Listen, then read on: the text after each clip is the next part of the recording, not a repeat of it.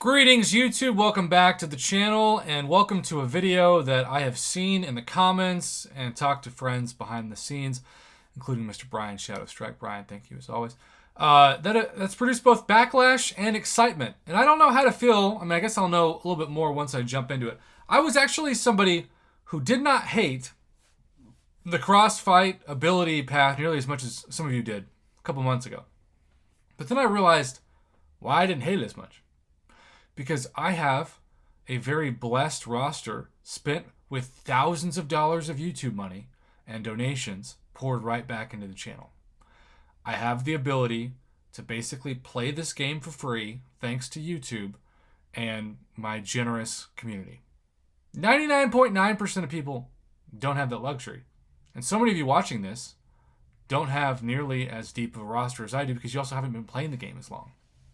Even though most of you, I would imagine, are much better at me in the game. So if you don't have champions that have the specific tags that are ranked up, you're screwed. And you didn't want to spend all the resources you had to rank up a champion for 1 month.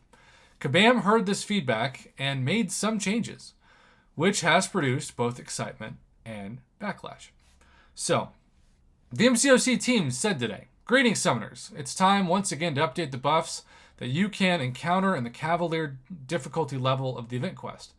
Over the next 2 months, we want to bring back some of the tag-based buffs we used in the past, but with some changes based on player feedback. In addition to the tag-based champions with tactical advantage." Look, I appreciate a good pun as good as anybody, but I don't know if this is the right time to say tactical advantage as a pun. I don't know. We're adding a class of champions to each set of buffs, so while tag champions get their bonus, there will still be a bonus for champions of the attached class as well. Now look, that is awesome, because Cavalier Event Quest difficulty is usually class-based per chapter.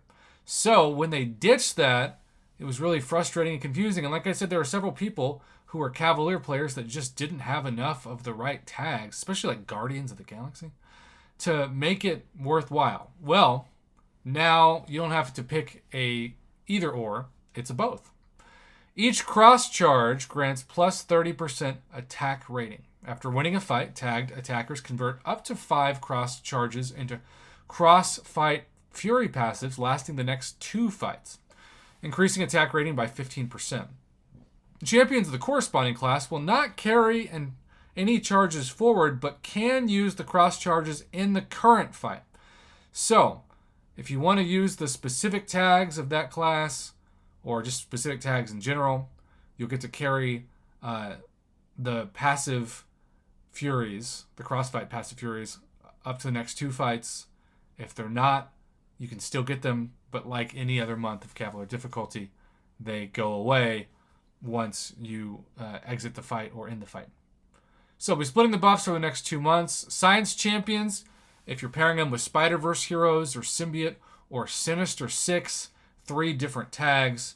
Science champions can now gain evade charges when they knock the defender down and earn cross charges when they evade via the buffs Sidestep, Strike, and Furious. Is that Feint? Sidestep, Strike, the evade charges have been changed to allow players to evade all basic attacks, not just unblockable basic attacks, which I think is a pro player move. Mystic champions paired with dimensional beings, Illuminati, or Thanos' army, which they're doing so far 3 and 3, which is a nice even amount that's consistent, more consistent than the last time we saw this. Mystic champions can now nullify armor-up buffs by avoiding special attacks and earn cross charges when an armor-up buff is nullified or prevented via the buffs Dodge, Duck, Dip, and Dive, and Armor Eraser? Stalwart Shield. Each armor-up buff on the defender now reduces the duration of debuffs on them by 15% instead of 20%. Cosmic Champions paired with New Avengers, A-Force for Fantastic Four, another triple tag one. Cosmic Champions can now gain a power gain buff when they interrupt the defender's attacks and earn cross charges when they use a special attack or punish the opponent's special attack via the buffs Powerful Objection and Punishing Specials. Punishing Specials. Players now gain 2 cross charges instead of 1 each time they use a special attack or punish the defender's special attack. That is awesome. And then, in the month of April, which of course is not this month, but next month, Skill Champions paired with Defenders, Thunderbolts, or Inhuman now inflict physical vulnerability debuffs on different combo enders and earn cross charges, inflicting the defender with bleed, armor break, or physical vulnerability. Tech champions paired with just the Avengers. I feel like it's 3-3-3-3-1. Can now power drain using medium combo enders. Only lasts for 6 seconds. That critical hit. And the mutant champions Mercenary or Guardians of the Galaxy, which I had brought up before. Domino was the MVP of this for me a couple months ago, but I know some of you don't have Domino, so that means nothing to you. So you can see in the feedback on this that there was some blowback. WireDog won. So what happened? We won't be changing Cav event quest nodes for a while. 3 months later, you're changing them. Typical Kabam, you can't keep your word. That sounds like some trust issues forming. Now, is 3 months a while? Maybe in the lifespan of an ant? A bird, maybe? I don't know. Jaded? Is jaded? Well, I'm sure when these tags came out, the word was no plans to add anything for a while. I'm not saying the change is good or bad, so at least Jade's not taking like a stance on it. Just saying, but can't we just not do tags? The class system was just fine. Well, again, at least the class system stays for the most part. It does seem confusing for the timing of this to be now. I think if they'd waited till this summer, it would have made more sense, but it is the spring, and here we are. Time Genesis, will there be an easier way on filtering champions? Can the tags be an or instead of an and? Also, if the buffs will be split, what will happen to the other chapters? Will it be class-based or tag-based? We'll see that, obviously, starting today with the new Cavalier event quest chapters. But Kabam Mike decided to be a little sassy. He decided to be a little passive-aggressive. Kabam Mike, instead of answering any of these questions, said, I mean, if you want to go back to just the tags, we can do that. I don't think that's what anyone wants, though. We did say that the tag buffs would be coming back, but not all at once. So, of course, this man is saying, why have tags? Why not keep it just class-based and be done with it? And Kabam Mike goes, well, instead of class-based, we could just do nothing but tags. I don't think that's what he's saying at all. I think it's actually the opposite of what he's saying. He even did like the tongue-out emoji, which, again, can be kind of passive-aggressive, just saying. But it's Kabam Mike. It is what it is. He also said there is something we're working on in terms of filtering champions. But it won't be ready this month.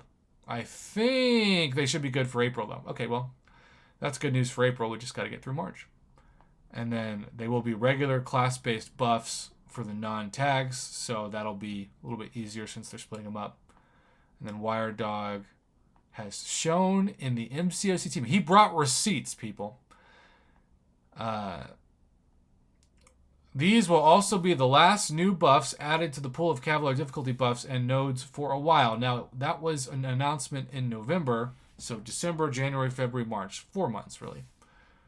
A while, I guess, is 4 months. Again, maybe they're going off the lifespan of an insect. I don't know. What I do know is some of you seem to be excited. Some of you seem to have Backlash, and a lot of you are just wait and see. And I think I'm kind of in the camp of wait and see. So, what are your thoughts on this? Do you have more trust issues with Kabam, or do you think it's fine? Let me know in the comments below. Otherwise, have a great day.